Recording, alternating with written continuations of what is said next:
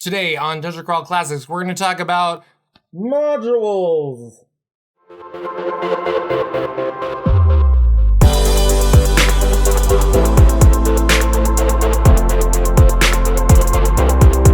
Hello everybody, Jordan here, PH Silent, and today on the Jocular Junction, we're going to talk some more Dungeon Crawl Classics. This time, we're going to talk about modules. What are they? Why are they so short? And is that a good thing? Let's discuss.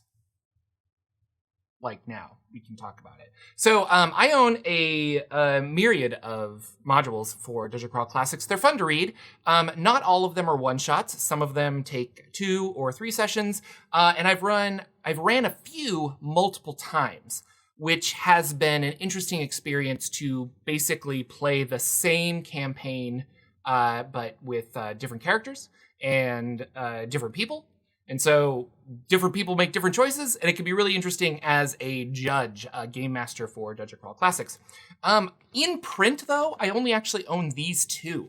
But these are your kind of old school adventures. So like back in the history of Dungeons & Dragons, you could write and publish little like one-shots like this. In fact, I have some of them here. I have some old school AD&D. So this is White Plume Mountain. And yeah, this is just, it's really old. It's falling apart. But this is White Plume Mountain that I found, and it's just the adventure. Like, that's all it is. It's just a fun adventure to run. I also have The Keep on the Borderlands, which is kind of laid out the same way. You know, there's a map, you go places, you fight things. It's really cool. The last one I have that I want to show is the Isle of Dread. These are all really fun. This is all for Basic, Expert, I believe, D&D, and Advanced D&D back in the day. But not all books for Dungeons & Dragons came out like this. Now, this is a beefy boy that will take you from levels 1 to 15, and that's really cool. But at the same time, sometimes you just want a little adventure to throw into your existing campaign. And these can be really intimidating. But these things, these one-shots, I've ran them, and I've had a lot of fun, and you complete them, and you have shared memories with your friends.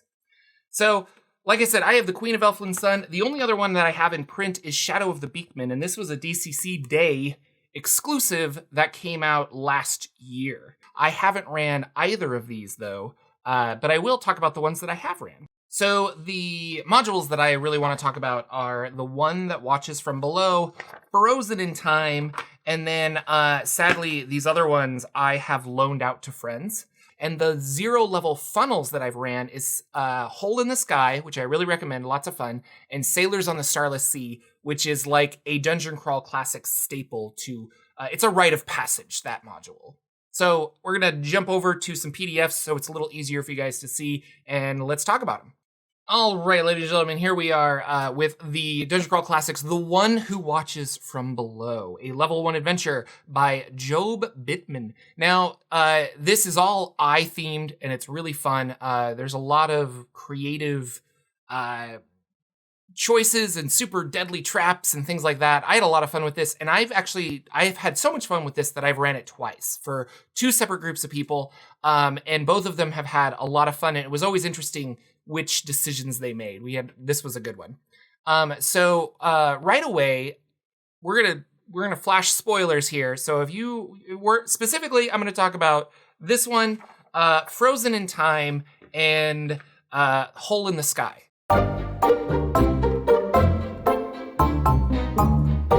Those are the 3 we're going to talk about. And if any of those sound like you might be playing in them, I would advise you not to watch this. The One Who Watches from Below, a level 1 adventure. I'm gonna go in reverse. I definitely think you should start with a funnel, but funnels are kind of special and I want to talk about them at the very end. And right off the get-go, you can buy this and print it out. And this is meant that you cut it out, and it's actually a face shield that you hold up to your eyes.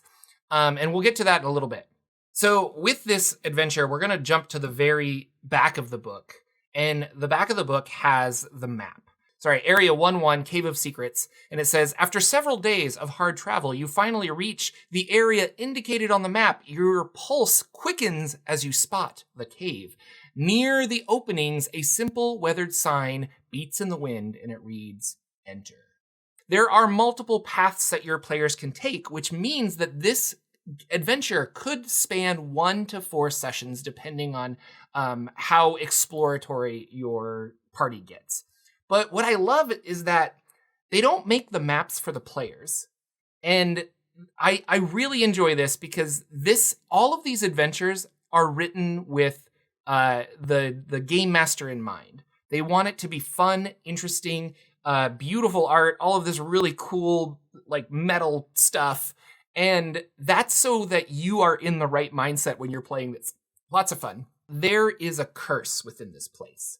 And if one of your players activates said curse, what happens is their body goes comatose, falls to the ground, and their eyes will slide off of their face and then go on the ground. And that player then only controls his eyes. Your eyes fall off your body. Nobody can heal or wake up your body, but you, the player, can now move your eyes on any surface. You can go on somebody else's body. You could climb through small holes. And the adventure here is made in such a way that there are nooks and crannies that only the eyes can really get into. But now your eyes can't talk. So as you go into one room, you might be like, there's a big scary monster on the other side. And then you have to come back and somehow explain that through blinking or some such logic. Players have to figure out, well, how do we communicate with somebody that is literally a pair of eyeballs? And that goes back to, at the very beginning of this, it comes with this handout that you cut out and then you hold it up so that only the players can see your eyes, and they're supposed to be like, oh, like, what do you mean, Jacob? And so you're trying to figure out how to now cure your friend, probably, but also get through the cave. Can I rotate this? So Shift Control Plus, apparently. So this is the temple as you get further into it, and there's lots of creepy things going on here. This will drop you down to Area 3-1, which is below all of this. There are secrets. There are also traps that are hidden around here as well. And if we keep going, here is the final area where you're going to find out more things about this creepy temple, and then ultimately wind up in a bunch of caves to then probably battle this giant eyeball monster at the very end of the adventure. Now, the player that is just a pair of eyes, actually, you'll encounter monsters throughout here, some of them docile, and that player can try to, can put their eyes on top of this animal and then can try to control them, which can be really fun for them later on if they roll successfully and they're able to then have a big beefy monster that they don't necessarily care if it dies. It's interesting. Some adventures having custom spells or custom patrons. I don't think I specifically said patrons, but sometimes there's custom patrons. So the one that watches from below is something that you could become a patron with. So if you are a wizard or an elf and this is level 1 and you're on a journey, maybe you make a bargain with this through playing, and then you can cast Invoke Patron with this. And so there's a whole spell mechanic for Invoke Patron.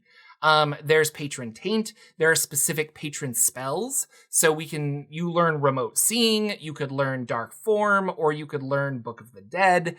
These are all really, this is an accident that could happen to you, I assume. It's just really fun. And that's part of the fun, is like, you might be playing all of these different adventures, and especially if it's a con character, if you're taking it through conventions and you're playing the same character but with multiple DMs and things like that, judges, then you do have this like, oh no, I learned this dentalmancy spell from this guy who was like working for Santa Claus, and so you have some cool dentalmancy spell, or if you're a warrior, you have some crazy magic item that's like, what?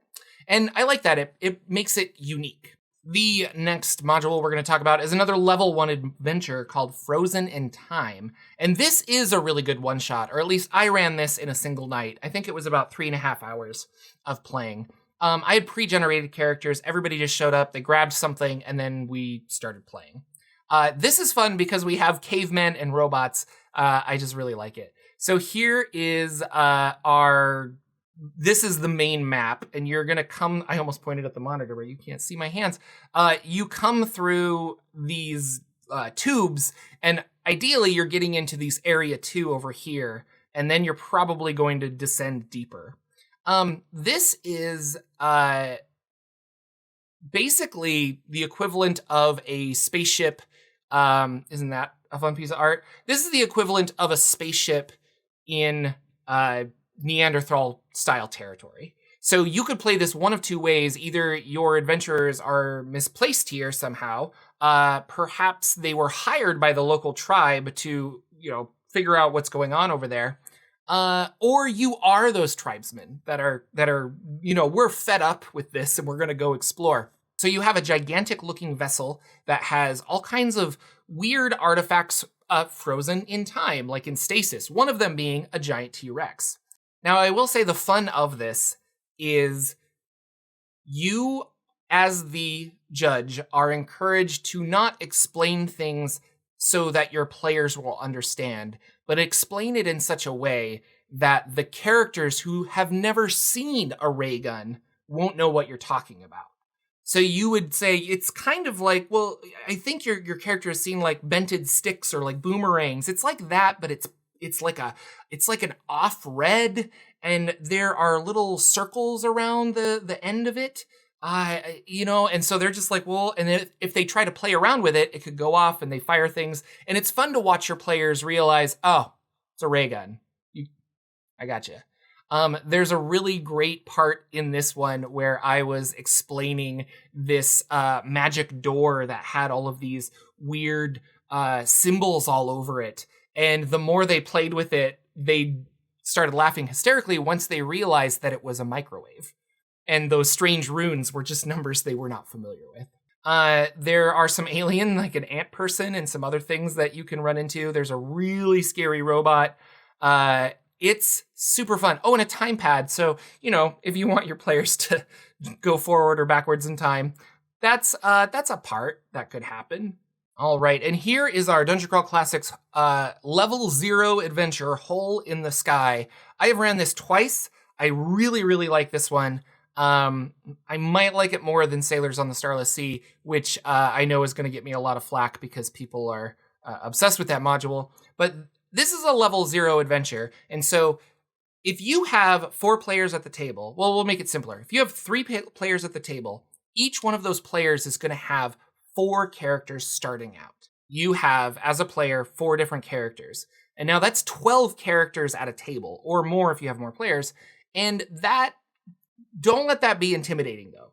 So when you roll initiative, the person who looks at their 4 characters, whichever character has the highest initiative, roll it, and then that person gets to play all 4 of their characters that round. So essentially, you're just able to get 4 different attacks off because you have 4 different characters. You have to monitor which one is which, and as a DM, it's kind of frustrating because I will be like, well, I attack you, and they're like, well, which one of my 4? And I'm like, you're right. And if I'm not using minis, which I've done a lot of this with Theater of the Mind, I'll just roll a d4 and say, they hit your first guy. Or if it's a third, I'm like, they hit your third guy. So have your players label them in the top right corner. The hook for this is that your characters, they long for something more. They know they were not meant for this dull, boring life of being a sheep herder or working in a tavern. There's something greater. And when they physically just can't take it anymore and they've been having dreams about this, they just start walking. And they walk and they walk and they walk. And they come to a bench full of food and a large statue of a woman that's holding a bunch of severed heads. And then in unison, the heads talk to our adventurers and basically explain to them that they are destined for greater things. They need to cross an invisible bridge over a cliff, go into the hole in the sky, which will take them basically to another dimension, and meet up with this big guy, climb all the way to the top, descend down into a cage, and free this statue with the severed head's friend. After this, they go to let me find the other one. Where's the big one? Yeah. So after this, they go to the bridge. There's an invisible bridge. They have to walk across this bridge. They might have to fight some harpies and things like that. They go all the way to the end, to the hole in the sky. They climb into the hole, and they wind up here in this weird place. And the only thing they can see in the distance is a large thistle-like structure that has a door on the front. And as they approach the door, they discover this giant sleeping beast, and right above is the person they need to save. You might survive, you might not. You might free her, you might not. Who knows? If you return, though, at the very end of the adventure, if you return successfully, then your 0-level peasant gets to roll on the Wheel of Destiny table. And this is a d20 that you roll. You're encouraged to, say, pick your favorite or your first d20 or your luckiest d20, because this is the one that is going to change that character's fate forever. Lots of fun. There's a giant pumpkin. I forgot about the pumpkin. There's a giant pumpkin. So I highly recommend this. I like this one a lot. Hole in the Sky. Super great. All right, ladies and gentlemen, here it is. Sailors on the Starless Sea.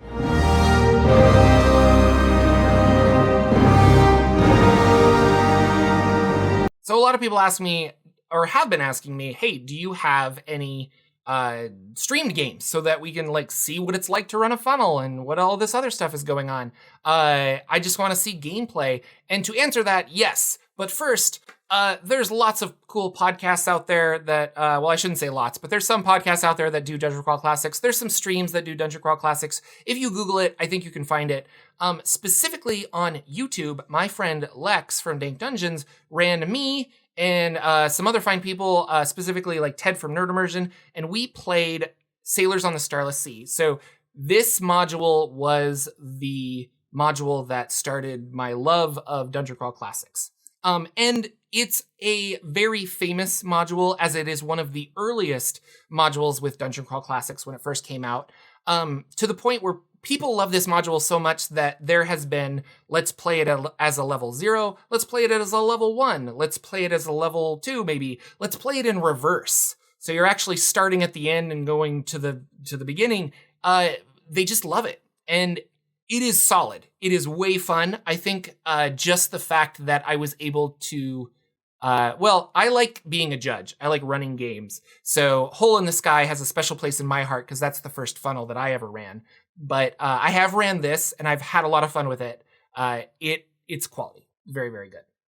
So the premise of Sailors on the Starless Sea is you are a bunch of angry peasants that are really upset at this just evil castle of doom that sits on top of the mountain next to your home and all of the weird beast creatures that live there and cause problems. You're mad as hell and you're not going to take it anymore. So you, with your pitchforks and, I don't know, daggers and various other things are storming this castle to just tell them what for. As you descend, which is over here, you're going to come down here. There's some fun stuff happening over here. And then you come all the way to this ocean, this starless sea, this gigantic sea at the bottom of this cavern.